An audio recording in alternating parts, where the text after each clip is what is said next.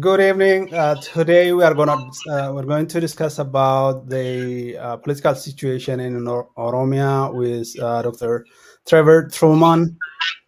Um, Welcome, Dr. Trevor. Good evening. Good evening. So, first, I would like to give you a chance to tell us about yourself and the Oromia support group. Okay. Well, as you say, my name is Dr. Trevor Truman. I'm a retired medical practitioner, and I took some time off from working as a GP in the late 1980s and was working training health workers for the Oromo Relief Association in refugee situations in Yabus and Damazin in Sudan, among the Oromo refugees. Um, And over 3 years, I spent several periods over there, and we did visit Oromia while I was there. We crossed the border illegally while the Derg was still in control.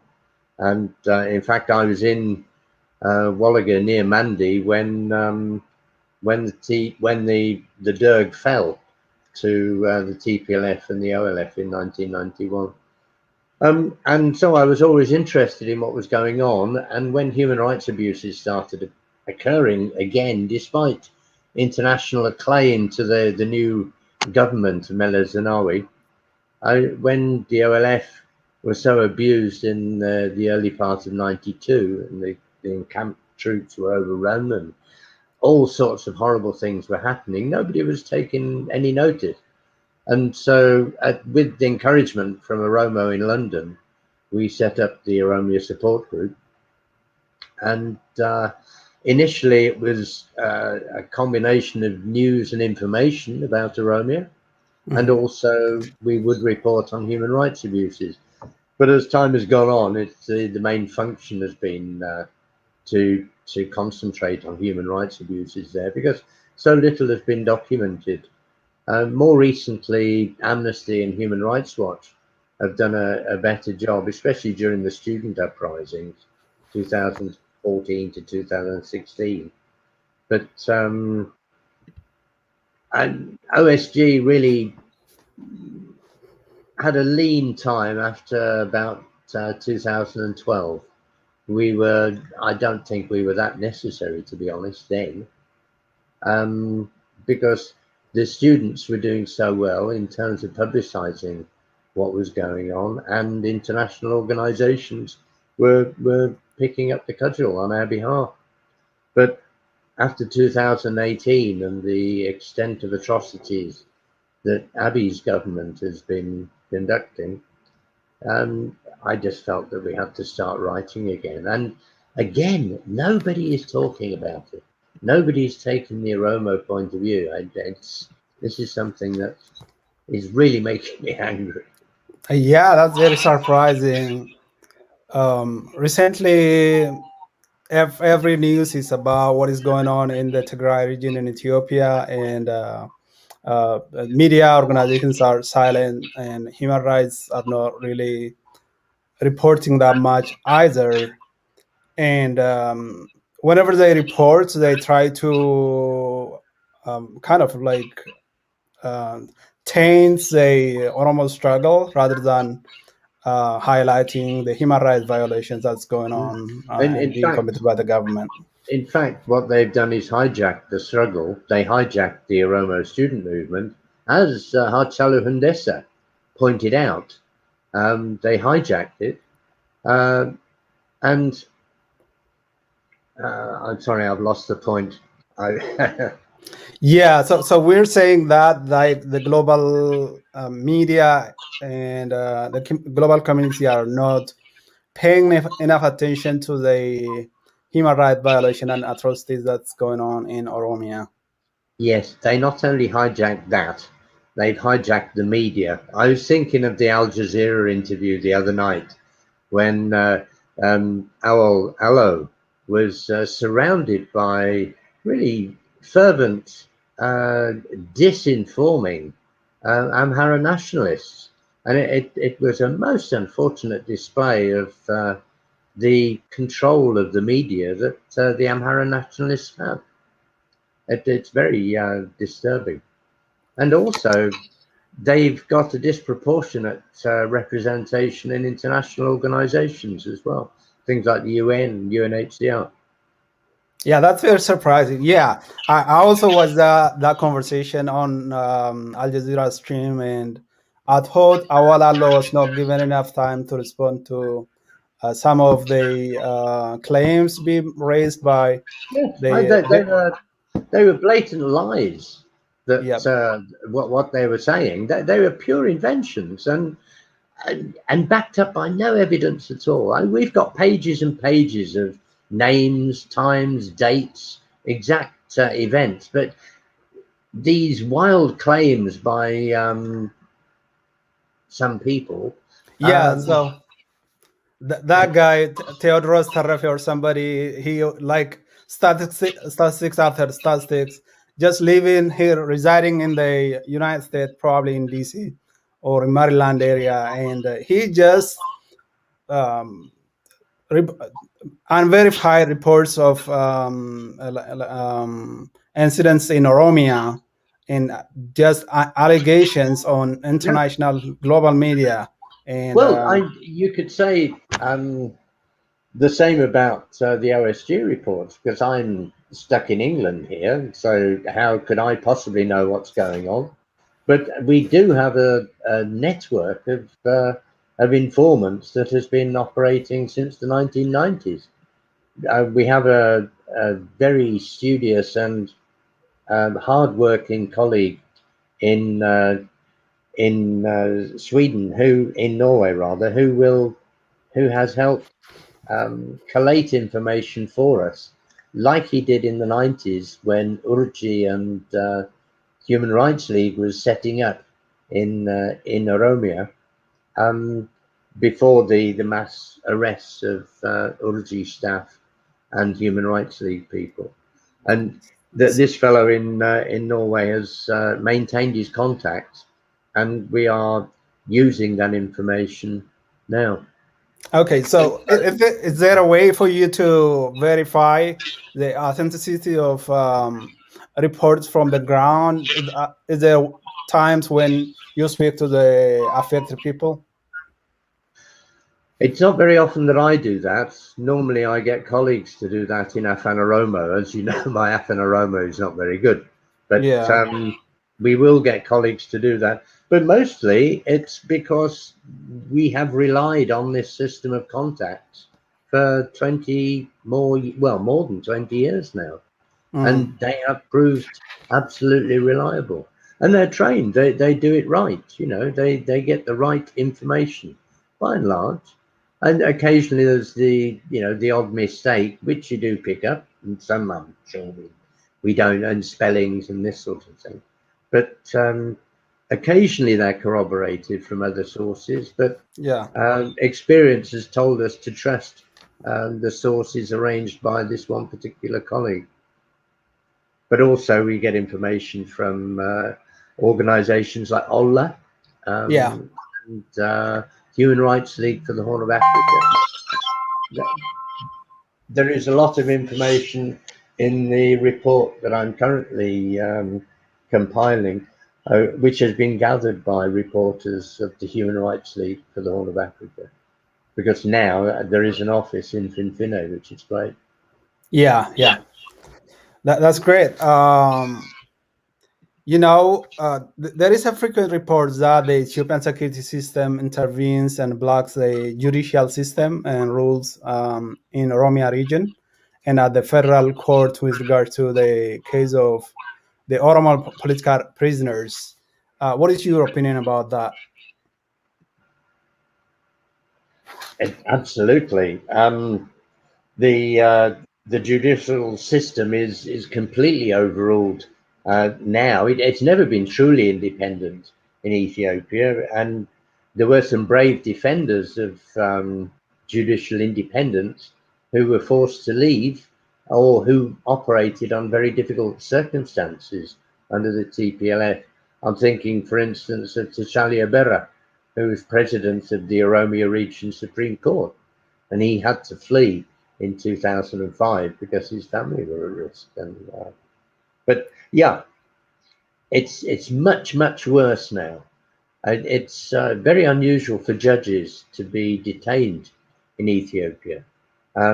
Really, they're not detained unless they're caught red-handed committing a crime. Ordinarily, they have to be immune from that sort of thing. But we now see judges put in prison by this regime under, no particular reason. We've seen a complete breakdown of law and order, and there's no semblance of any independence of the press. We've got complete political detention now. Any opposition is put in prison or killed. The Oromo Federalist Congress, they're suffering from trumped up charges, and the OLF, most of those are completely illegal, their detention. They've not been charged with anything that stood up in court. In fact, the courts ordered the release of the OLF detainees 4 times. And we saw recently on the 29th, just 2 days ago, Lami Benya and Dawit Abdetta were finally released. When they appeared in court, they walked away from the court free, were immediately rearrested by security officers and back in prison again. It's a farce now, and as I say, it's never been truly independent in Ethiopia, but now it's a laughing stock. It's ridiculous. There's no semblance of independence at all now. We So have even uh, lawyers are operating under harassment. The lawyers who are working for the OLF detainees, they're being particularly attacked. One of them, Bona Yazoo, he was detained on his way back from Adama on the 23rd of March, and we didn't know where he was for 5 days. And a lawyer, and this is shocking behaviour on behalf of the government. You can't do that to put people in the legal profession in prison just because you feel like it. yeah, so Ethiopia has turned it to like it's a dictatorial regime right now, and they are not trying to hide it. They are openly practicing it right now. Even if we compare Ethiopia to Kenya, in Kenya the judicial system has like freedom, and they can do whatever they want they without intervention from the security system or law enforcement. But in This, Ethiopia, the one that you mentioned right now is not an isolated incident. It's been around, and for a while, they have been doing the same. Whenever people are acquitted, political prisoners are acquitted, the police will wait for them outside and put them on trucks and transfer them to different jails. So that has been frequently reported. oh yeah, well, the TPLF used to do this, but it seems that Abiy's security apparatus is even better at it. Well, he was trained under the TPLF, of course, Yep. anyway, security people. Yeah, Uh, it's quite worse. it is. It's very much worse. Well, the whole situation is so much worse. As I say, I'm compiling a report at the moment, and it's horrific. The numbers of killings. The 80 at least. We've got the names of 80 farmers killed in the Oromia Special Zone in Amhara region last weekend, and possibly up to 10,000 displaced people. And this is ethnic cleansing. What they're doing there. Guliso, there are 19 killings this year in Guliso, 8 a couple of weekends ago in this month, in March.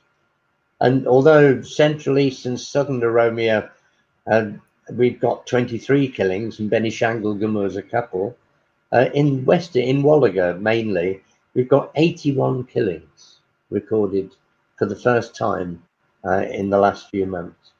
And 55 of those killings occurred this year in Wallaga. And this is horrific. This is far more than we've experienced before. In all my 20, 30 years of reporting.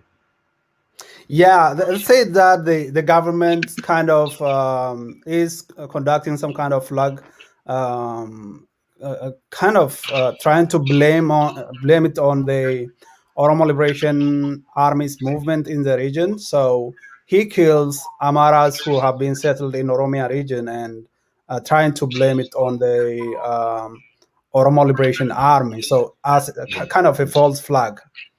This was in a different part of Galicia, in fact. It was Hmm. 50, 60 kilometers from where the atrocity occurred when the Amhara settlers were killed in the Hmm. beginning of November last year. But that was obviously a put-up job. It was a government militia that did that, Yeah. purely by the movement of troops and what happened with the security apparatus that day. And the swift way that the media responded. The Amhara media machine really clicked into gear, and they took along with them important organizations like Amnesty International. The Amnesty International report, the first line of the report said there were claims that this was due to Oromo Liberation Army fighters. That's awful. Yeah, yeah. That's And what the government does immediately. They plan this and conduct. It's a false flag that. the obvious ethnic cleansing that's been going on in Oromia Special Zone in Amhara region, um, that has been blamed, as you say, that they've called that fighting by the OLF. And the OLF has never been anywhere near the Oromo Special Zone in Amhara region. And the idea that the OLF would fight with sticks and spears against an armed militia is a bit ridiculous anyway. Those poor farmers there, they they would try them to defend themselves as best they could, sure, but to blame them for the violence is absolutely ridiculous.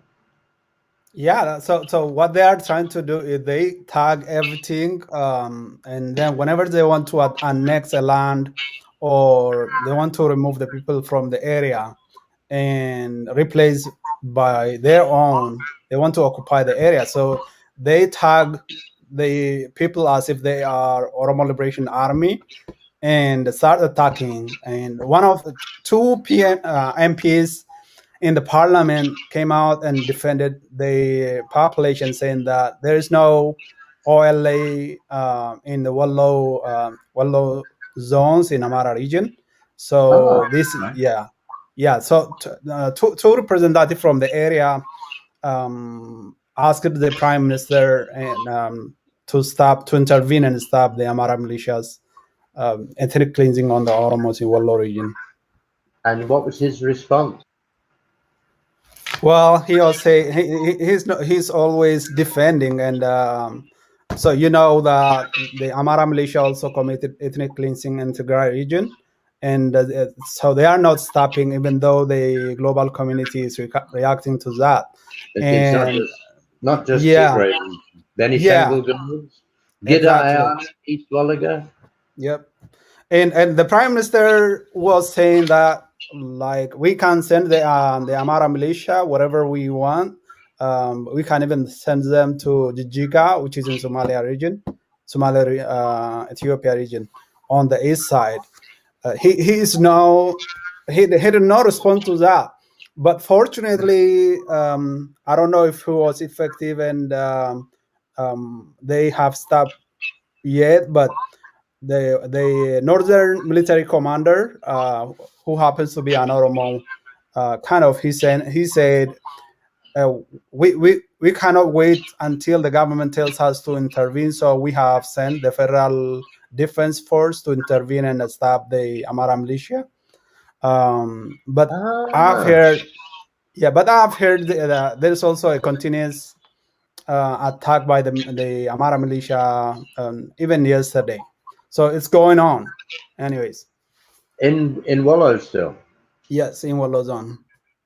A lot Right. of burning of homes and gruesome killing of civilians who were traveling to hospital after injury. and also Oh, forests are being burned. A lot is going on, but yeah. the global I community, heard they of two people being dragged out of an ambulance and butchered. Yes, I heard about that. yeah, that was barbaric. That's very sad. So in Ethiopia, the law enforcement is loyal to the ruling party. The police imprison any citizen that deem is a threat to the ruling party. What do you think about that? How Well, can this change? it's arbitrary arrest, isn't it? And sure, Yeah, but it's much more than that. Though. Arbitrary arrest is nowhere near as bad as torturing people, raping people, and killing people, which is what they're doing with abandon in Ethiopia across the whole country. But of course, Oromo are bearing the brunt because, as usual, we're seen as the biggest threat. Yes, it's the systematic eradication of opposition, either by imprisonment or killing, is amazing under this government. In the Red Terror, I am told they used to drag people out of prison and shoot them. Well, this is happening under this regime now. exactly. Several instances of people being taken out of the government custody and killed and thrown into bushes. Our reports are full of photographs of dead bodies thrown at the roadside. And I'm afraid this next report, which I'm compiling at the moment, is going to be no different. It's a sorry story. And whereas in reports previously, perhaps you'd have half a page of people being killed in any one region, and now I've got 5 pages of people being killed in Wallaga. It's I've never seen anything like it. Yeah, why is the diplomatic community based in Finfinne not reacting to what is going on? Like the systematic exclusion of independent political parties from the political process, and people being taken out of jails, being assassinated, killed, and thrown into bushes. Why wouldn't the international community react to that? Well, why didn't they react when the TPLF were in power, when similar abuses were going on, although perhaps not at the same, well, no, definitely not at the same intensity. But yeah, they were silent then because it suited them. Don't fool yourself that the international community is worried about anybody else but the international community. They're not worried about, well, that's perhaps unfair, but I certainly have not been encouraged by the response to abuses under the TPLF. Abiy, however, is different. He is clearly unsound, and he is clearly driving that region into very unstable territory. And I suspect the international community will be glad to see him go. And I suspect he won't have as much support. Well, I know that he hasn't got as much support as he did have. I think there's every reason to be optimistic from the Oromo point of view, to be honest, because the situation at the moment is extremely unstable, and the Oromo are the only people well organized enough to know how to run Oromia. And we will step into the vacuum when there is chaos, I guess. And it could be that there'll be protracted civil war, and that would be to absolutely nobody's benefit at all. But there, one hopes that the international community would bring people to the negotiating table so that we could establish another transitional government like we did in 91. But this time, mean it. Yeah, you mentioned a good point. So in 1991, the people who want moderated and negotiated the settlement when Derg was defeated, kind of ignored and didn't give a chance for Oromo political leaders. That's right. Yeah. Yeah. Do you Did you think? attend, did you attend the Oromia support group conference? Well, the Oromia Human Rights Group. It's part of the consortium that it is the consortium of which we are part. Had a forum in October at Yes. which Herman Cohen spoke. Were you there? Yeah, he kind of apologized and said, and now I really now understand, and I shouldn't have done that. I should have given the Absolutely. Oromo political leaders a say in the negotiation. But he also blamed the Oromo political leaders, saying that they were silent until the end, and at the end, after we were tired, they mentioned, yeah, he Well, I was suppose blaming, any diplomat likes to, anybody who makes a mistake likes to excuse that mistake. When you ignore people, yeah. then say, "Oh, they didn't speak loud enough." That's no, that's not fair. But Yeah, at it least he sounds admitted, very easy. at And least he admitted that, and he yeah, let me said say, yeah. that he should have allowed, as if allowing was anything American prerogative, but he said that he regrets not standing by a referendum for Oromia like he did for Eritrea, and that I would. mean, yeah, I mean, even he could have done, he could have allowed the Oromo Liberation Front to have more representatives and also follow up in ensuring that nobody will resort back to dictatorship and there would be a true democratic process. They could have done that, but he kind of just ignored everything and as if like it doesn't matter. This group doesn't Well, matter. So it wasn't entirely the Americans' fault or the British fault. I mean, we have to blame the TPLF for being the TPLF. But okay, they got international support, but it was TPLF doing, just as the current debacle is the doing of extreme Amhara nationalists who've been enabled to get into power because of Abiy Ahmed's delusions. do you think it's going to be different right now if some kind of negotiation takes place? If there is a national dialogue, probably initiated by third parties, the global powers.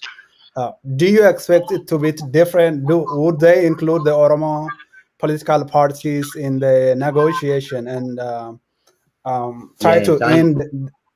yeah, even the bluntest, most ignorant commentator on African affairs now cannot claim ignorance of the Oromo rights claim for some degree of self-determination, and it would be ridiculous to suggest otherwise. Um, I'm scared by the trend that's going on. For example, right now, the international medias do not report much about what is going on in Oromia. They are only focusing on what is going on in Tigray. And the same is true. Global leaders, when they issue a statement, um, and on daily basis, when they post something on their social media, they don't say anything about what is going on in Oromia. They don't sound like they care about these people. They Yeah, only but mention about the condition in Tigray is grave. How about in but, Oromia? but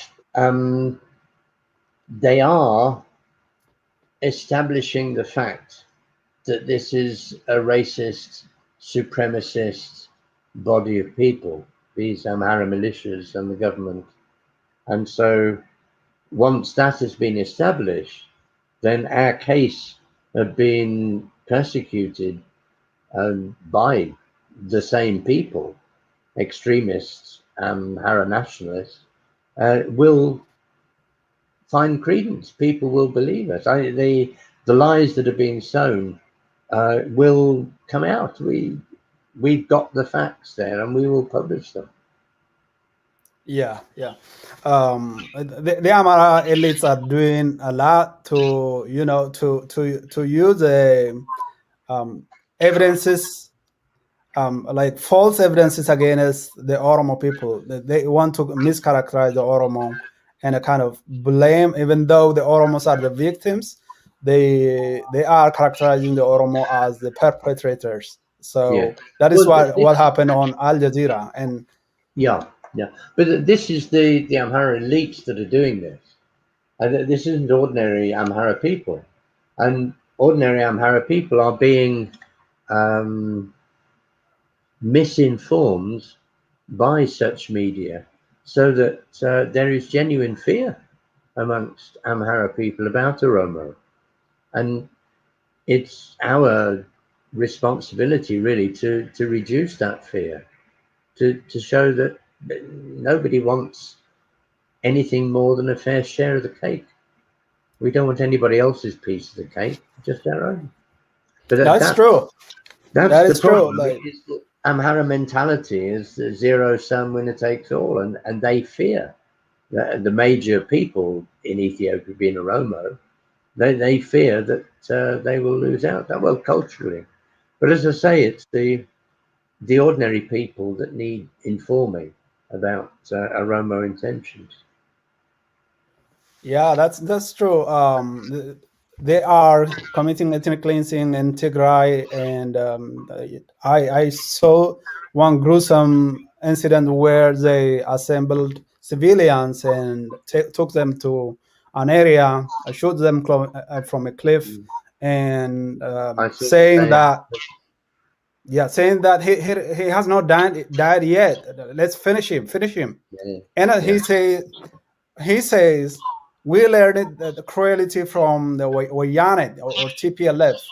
And, and then in Oromia, they are doing the same thing in Wallo, in Horogururi area. The Amhara militia have been transported and committing ethnic cleansing. And again, in Benishangul Gumuz, they did the same. In Hawi zone in 2019, they killed about 100 Benishangul Gumuz. They are committing ethnic cleansing, and the Amhara region government is behind it. They are proud of their militia. They are not trying to stop this. They want to continue this and increase, strongly continue to commit the same Mm, crime. mm, And the federal government's not willing to stop them. Kind of like they right now, what we see in the international community, the Amhara people are demonstrating, backing Abi's actions and also their own militia. So mm. like this is going on, Yeah, they're and the committing government ethnic supports it. cleansing. They're committing ethnic cleansing while their media are crying genocide. Yep, Genocide being exactly. committed against them, which is grossly unfair. But the truth will out, and this will not continue. The truth Yeah, will come out, and the nature of that regime and Abiy Ahmed himself will not be hidden from view. And politicians already are very guarded about supporting him. And I think his support base amongst Amhara will crumble, because it's only these extremists that are doing this.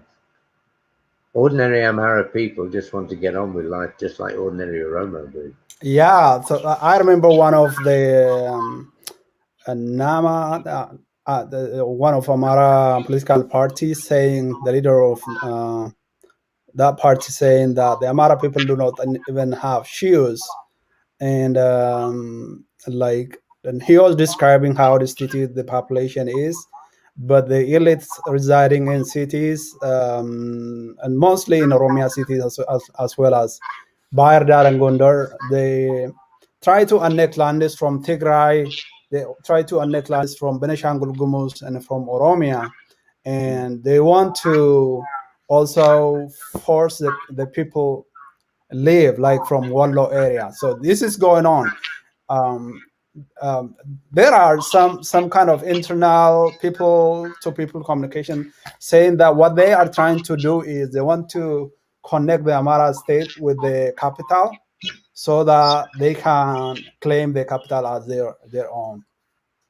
Well, that's obvious ever since the enlargement of the city administration, wasn't it? The master plan, or the integrated master plan they talked about. Yep, Yeah, it's old-fashioned expansionism, I'm yeah. afraid. Now This is so. let's talk about the political Oromo political organizations. At this moment, more than 60% of the Oromo Liberation Front's top and mid-level leaders are in jails. And what is the intention of the ruling party in conducting a massive imprisonment of Oromo political leaders? Well, obviously, they just want to get rid of the opposition.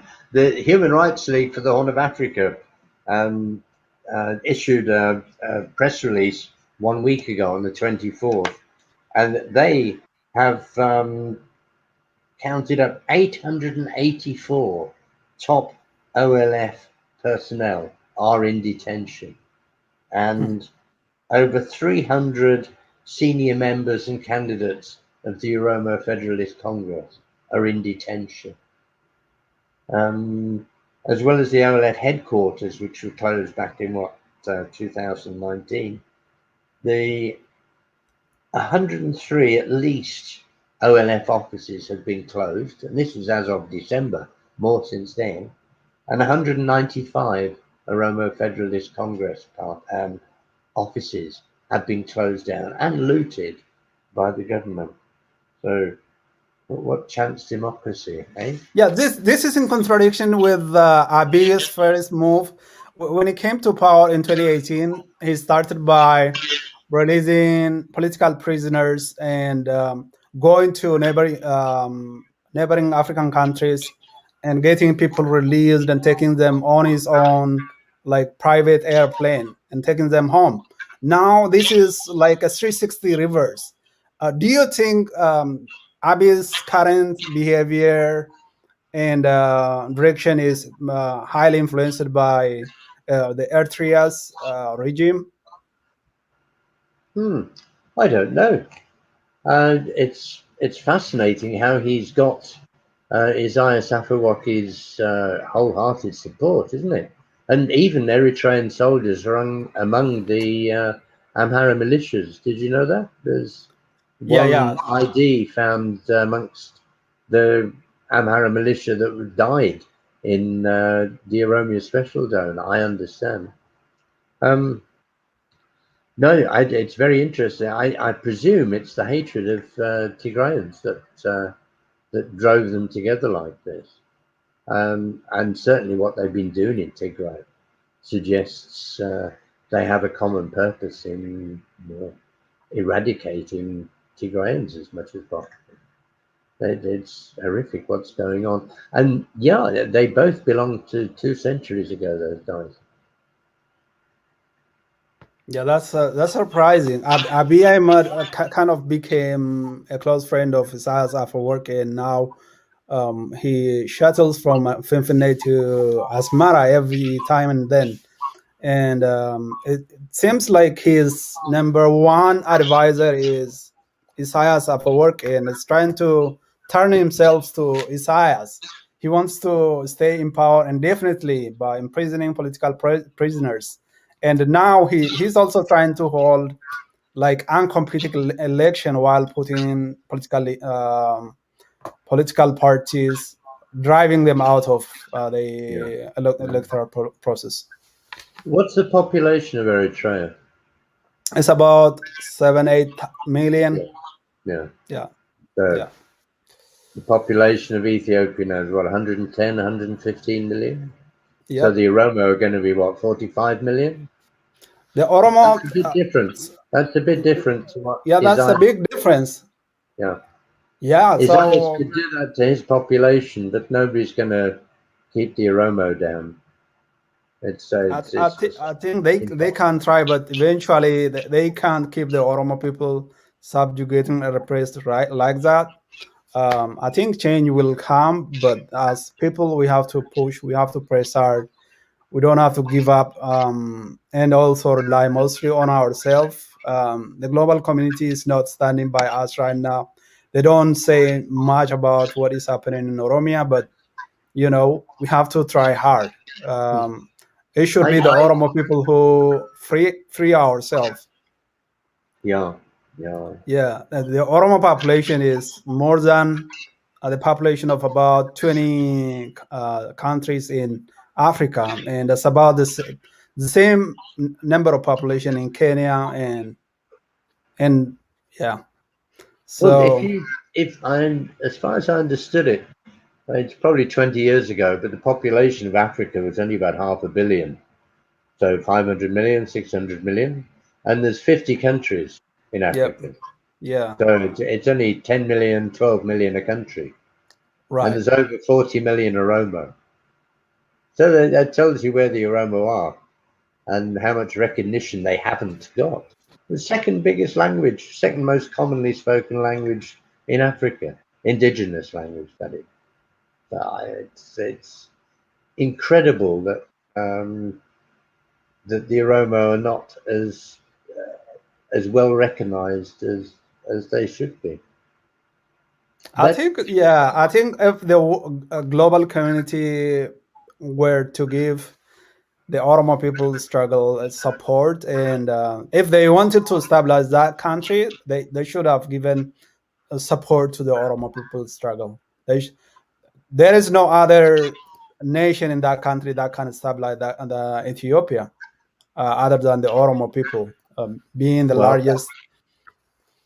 Len Chalata has always said that you won't get stability in Ethiopia without freedom for the Oromo, and you won't get stability in the Horn of Africa without stability in Ethiopia. And that's common sense. So it all depends on the Oromo. It's a linchpin, really. And we've got good relationships with all surrounding peoples with whom we've had to deal and with whom we have been dealing until recently. Yep. So we have a greedy dictator in power who is who doesn't know about peace with the citizens. So the Oromo people, the Benishangul Gumuz people, the southern nations, the Somali people, all are now crying because of the government intervention, and the same thing going on here and there in Tigray It's region as very, well. very unstable. Very unstable. Um, yeah, so I think Abi is so greedy, and now what I wanted to say was that like there is no peace inside. There is no peace with neighboring countries either.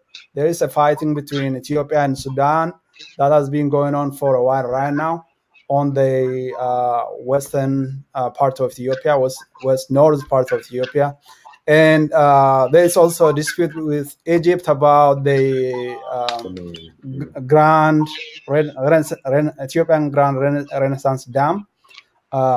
Egypt is saying that we are not going to give um, if a small amount of the flow of the Nile is reduced from Egypt, they might start some kind of military intervention or something. I think recently what is going on is not good. So, and I think everything boils down to the greed by the Abyss regime to control everything, to stay in power, and without it doesn't want to let other political parties participate in the political process and beat them if he could by doing something good for the people.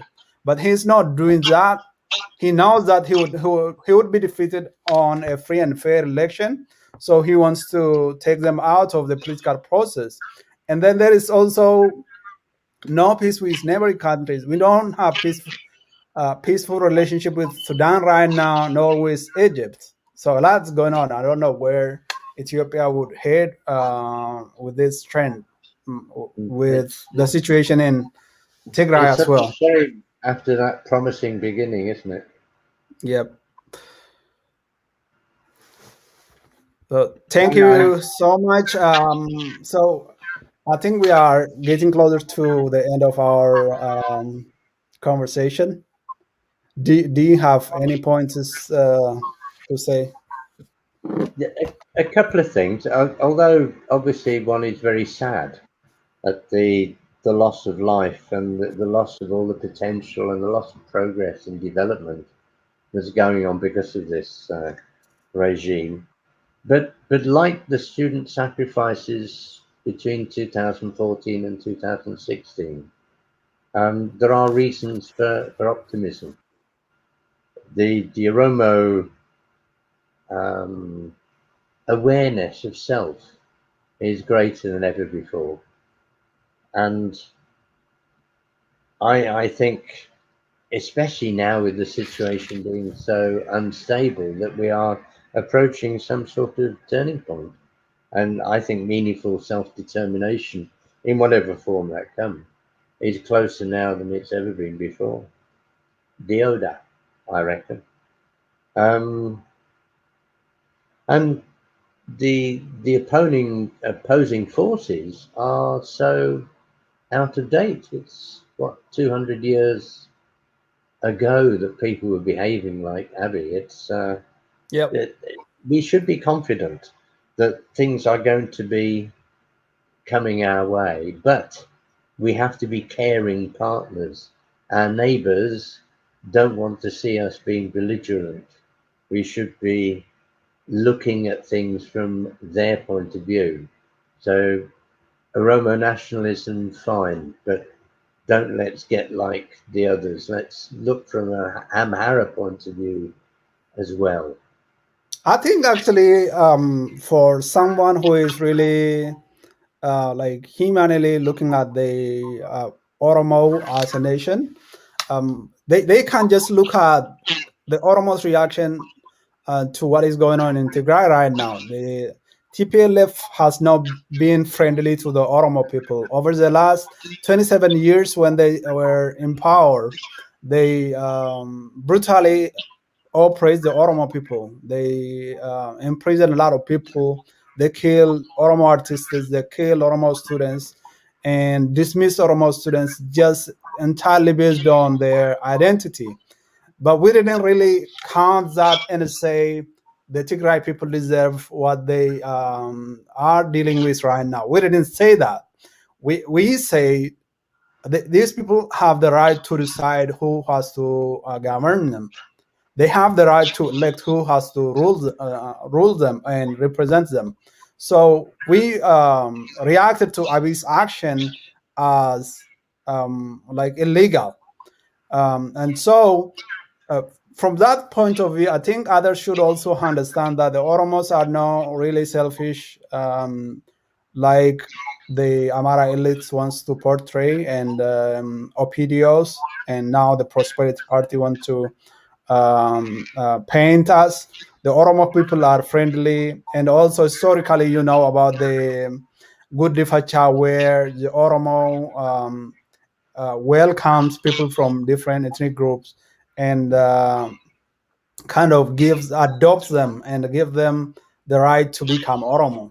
And right now, the Oromo Liberation Front, for example, in the National Transitional Government, it announced it counted all the non-Oromo people in Oromia as Oromians. So Hmm. that means they have the same right as the Oromo people. They are not Absolutely, yeah. going to be targeted just because they are from another ethnic groups. So Isn't that a wonderful message to send out? It's exactly, the opposite of ethnic cleansing. It's ethnic exactly, welcoming. Yeah, and exactly, exactly.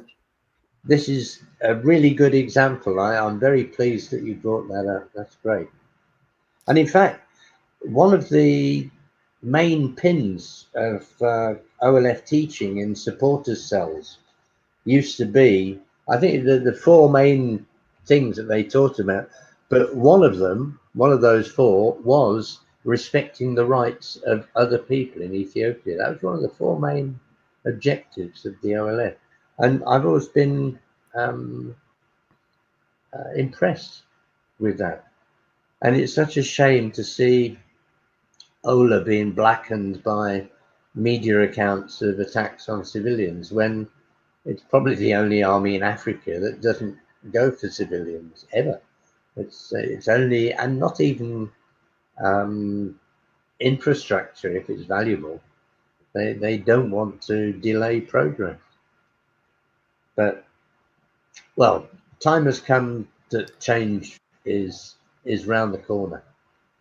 Yeah, Very the soon it government is is. the government is experienced in doing such kind of drama, where it concocts some kind of attack on the population, civilian population, and blames it on the Oromo Liberation Front. They have done it in Arbagugu early, I think in 1991, 1992, on the eastern part of Oromia, and they are repeating the same. They have a past experiences, so yeah, I don't think they are going to change anytime until they are removed from power and no longer can commit crimes on people just for political gain. But remember, this is only elites that are doing this. We're not against Amhara people.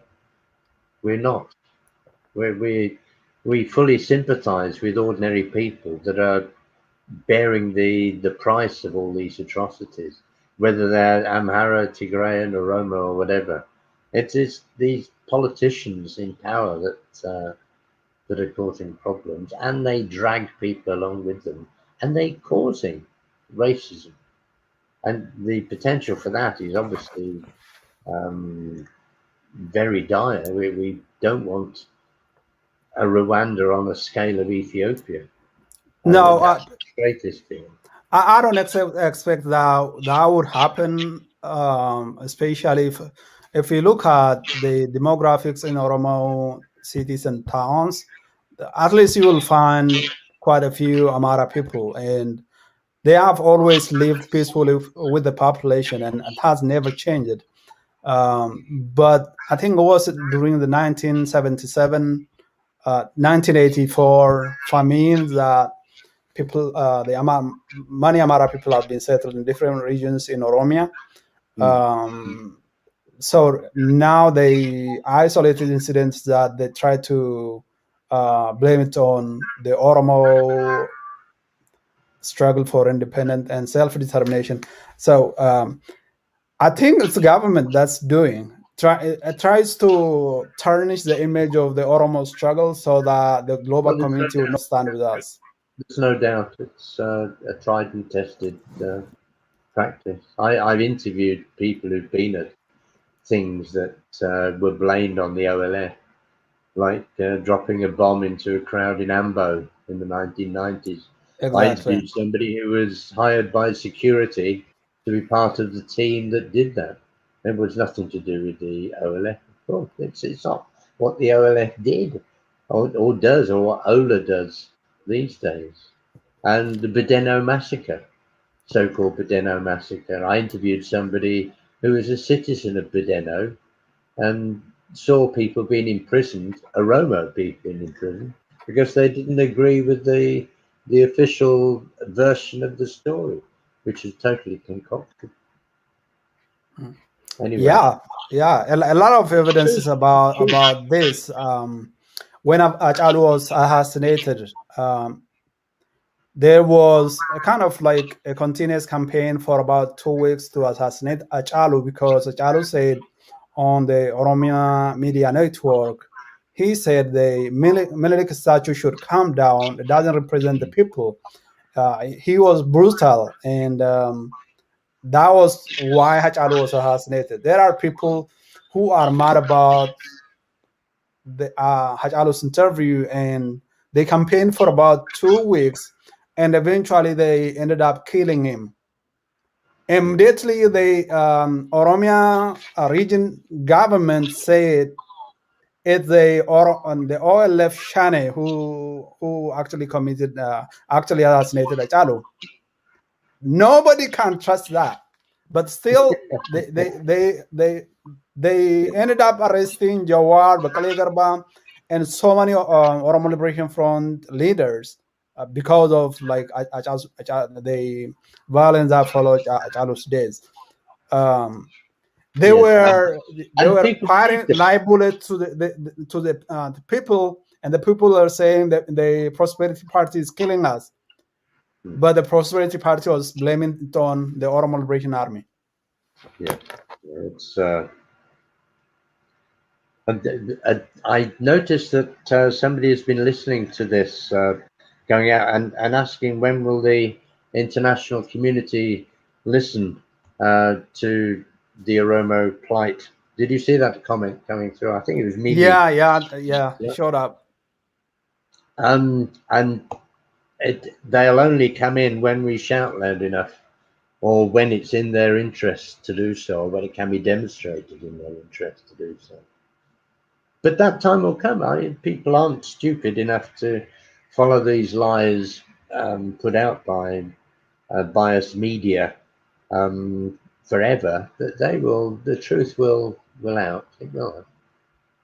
Yeah, they don't like. They don't want to listen to the Oromo's demand. The Oromo had very clear demand, human rights demands, including the administration of Finfinne under the Oromia's jurisdiction, the Afan Oromo to be a federal language, and a fair and free election and representation of the people in the parliament, and peace, and they for the government to stop arresting and imprisoning people, like peaceful people.